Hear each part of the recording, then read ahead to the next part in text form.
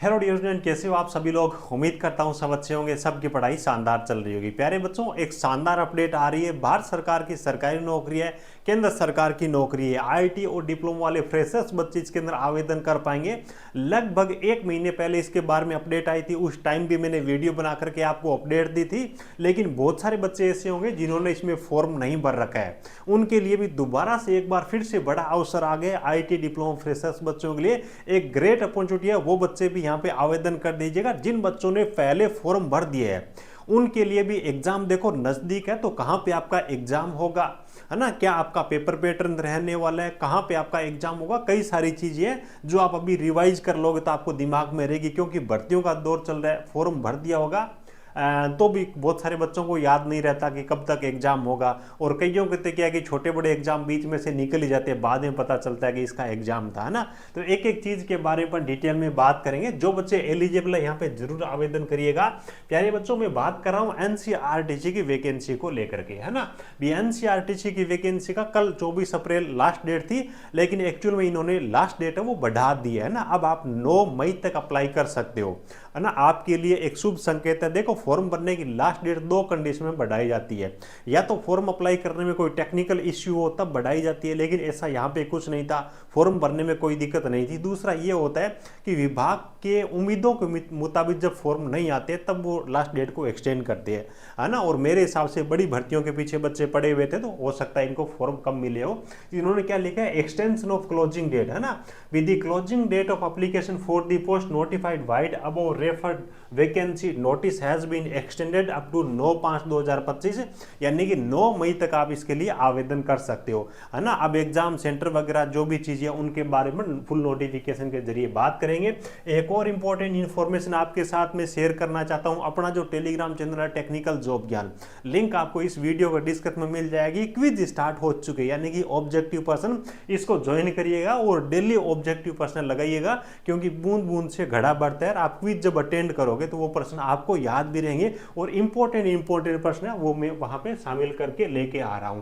तो जरूर ज्वाइन करिएगा, कहीं कोई दिक्कत है नहीं, ठीक है। चलिए, ये यहाँ पे इनकी तरफ से मार्च के महीने में नोटिफिकेशन जारी किया गया था।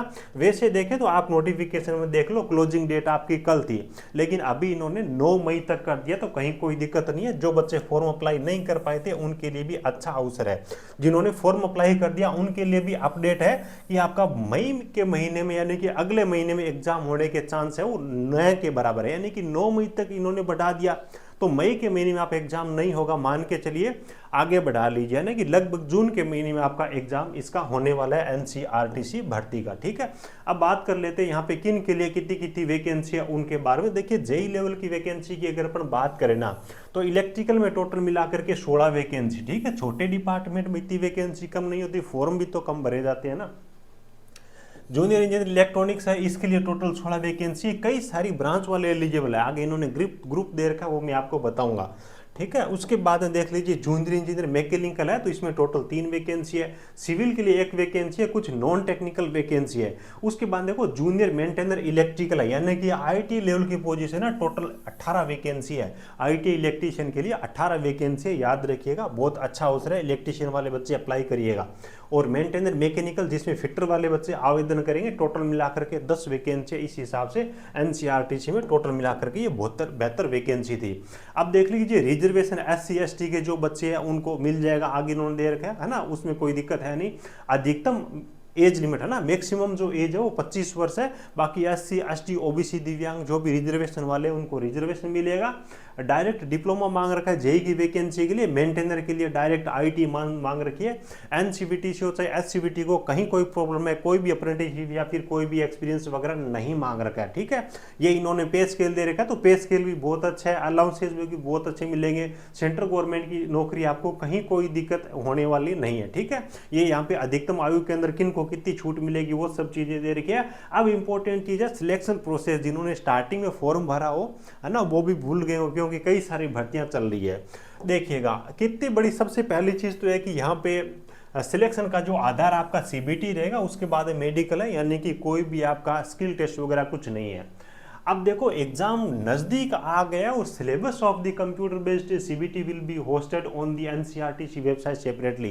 इन्होंने लिखा है कि सिलेबस हम अपनी वेबसाइट पे अलग से जारी करेंगे, और आज की डेट तक मैंने वेबसाइट पे देखा इन्होंने सिलेबस ही जारी नहीं किया। एग्जाम नजदीक आ गया, सिलेबस नहीं है ना। कितनी बड़ी मतलब क्या है कि ये विडम्बना है। उसके बाद आपका जो एग्जाम है 100 प्रश्न आपसे पूछे जाएंगे, 90 मिनट का आपको टाइम दिया जाएगा, प्रत्येक प्रश्न आपका 1 नंबर का रहने वाला है, कोई भी यहाँ पे नेगेटिव मार्किंग नहीं रहने वाली है, ठीक है। चलिएगा, ये सब चीजें हो गई। उसके बाद में कुछ इंपॉर्टेंट चीजें और, अभी आपका एग्जाम सेंटर कहाँ होने वाला है। कई बच्चे एग्जाम सेंटर देख के फॉर्म भरते हैं, तो चलिए कोई बात नहीं है ना। दिल्ली एनसीआर है, लखनऊ है, अहमदाबाद है, भोपाल है, मुंबई है, कोलकाता है, भुवनेश्वर है, हैदराबाद है, बेंगलुरु है और चेन्नई है, ये एग्जाम सेंटर है। और मेरे हिसाब से जो फॉर्म भरोगे इनमें से आपको चूज करने का ऑप्शन भी आपको प्रोवाइड करवा देंगे, ठीक है। उसके बाद 2 साल का प्रोबेशन पीरियड है, और उसके बाद में आपकी सैलरी वगैरह के बारे में इन्होंने दे रखा है, 2 साल तक आपको ये सैलरी मिलेगी। उसके बाद में आपका ये पे स्केल यानी कि डीए वगैरह जितने भी अलाउंसेज है सारे आपको यहाँ पे इनमें जुड़ करके मिल जाएंगे, जो कि यहाँ पे सारी चीज़ें लिखी है, कहीं पे कोई दिक्कत है नहीं। जहाँ पे आप ड्यूटी करोगे वही एक तरीके से आपकी ट्रेनिंग होगी। एप्लीकेशन फीस देख लीजिए भाई, काफ़ी ज़्यादा है वैसे देखें तो। UR category, OBC, EWS, ex serviceman, इन सब के लिए 1000 रुपये एप्लीकेशन फीस है। एससी एसटी दिव्यांग जो बच्चे हैं ना, उनसे कोई चार्ज नहीं लिया जाएगा, चलो इनको छोड़ दिया, वो भी अच्छी चीज़ है ना। और लास्ट डेट एक्सटेंड कर दी, जैसे कि मैंने आपको बता दिया कहाँ पर जा करके अप्लाई करना है। वीडियो को डिस्क्रिप्शन में लिंक दे दूंगा ncrtc.in ऑफिशियल वेबसाइट की, वहाँ पर जाके आपको आवेदन करना है। और सिलेबस जो अभी तक इन्होंने नहीं दिया ना, जिससे वेबसाइट पे सिलेबस आएगा मेरी नज़र रहेगी, टेलीग्राम में उसकी PDF शेयर कर दूंगा, उससे हिसाब से आपको तैयारी करनी है। बाकी टेक्निकल तो तैयार करना स्टार्ट कर दो, या फिर आप कर ही रहे होंगे कहीं, कोई मेरे हिसाब से ज़्यादा दिक्कत है नहीं, ठीक है। चलिए, उसके बाद में कुछ ये चीज़ें दे रखी है जिनके बारे में ये औपचारिकता मात्र की है, आप चाहो तो नोटिफिकेशन में पढ़ लीजिएगा, ऑलरेडी मेरे नोटिफिकेशन को तो दे ही रखा है। अब ग्रुप है मैकेनिकल की जो वैकेंसी उसमें ये सारी ब्रांच वाले अप्लाई कर सकेंगे। इलेक्ट्रिकल में इलेक्ट्रिकल वाले और इलेक्ट्रिकल एंड इलेक्ट्रॉनिक्स वाले दोनों प्रकार के बच्चे इसमें आवेदन कर पाएंगे। इलेक्ट्रॉनिक्स में भी कई सारे हैं, और सिविल में केवल सिविल वाले बच्चे हैं वो यहाँ पे आवेदन कर पाएंगे, ठीक है। तो सारे डॉक्यूमेंट वगैरह प्रॉपर आपके सेंट्रल गवर्नमेंट की तरह रहने वाले। अच्छा अवसर मैं बोलता हूँ, क्योंकि ज़्यादातर लोग क्या है कि बड़ी भर्तियों के पीछे पड़े हुए हैं, तो इसका भी आप फॉर्म भर दीजिए, क्योंकि टेक्निकल तो लगभग सबका एक ही जैसा होता है। तो आपको हो सकता है भी आपकी एक मतलब सूझबूझ की वजह से यहाँ अवसर मिल जाए। ये भी तो नौकरी है, ये भी सरकारी नौकरी है और सेंट्रल गवर्नमेंट की नौकरी है, कहीं कोई कमी नहीं है। तो मेरे हिसाब से इसमें आपको फॉर्म हाउस जरूर लगाना चाहिए। आपके पास में 15 दिनों का टाइम है, इसमें आप अप्लाई कर सकते हो, ठीक है। चलिए, उम्मीद है सब चीज़ें आपको बहुत अच्छी तरीके से समझ आई होगी। वीडियो अच्छा लगा प्यारा सा लाइक करना, अपने ज़रूरतमंद दोस्तों के साथ में शेयर करिएगा। टेलीग्राम चैनल जरूर ज्वाइन करना, वहाँ पे आपको जो भी सिलेबस के बारे में कोई अपडेट होगी है ना, वो सब मिलेगा। क्विज वगैरह भी वहाँ पे अटेंड किया करें। Thank you, best of luck.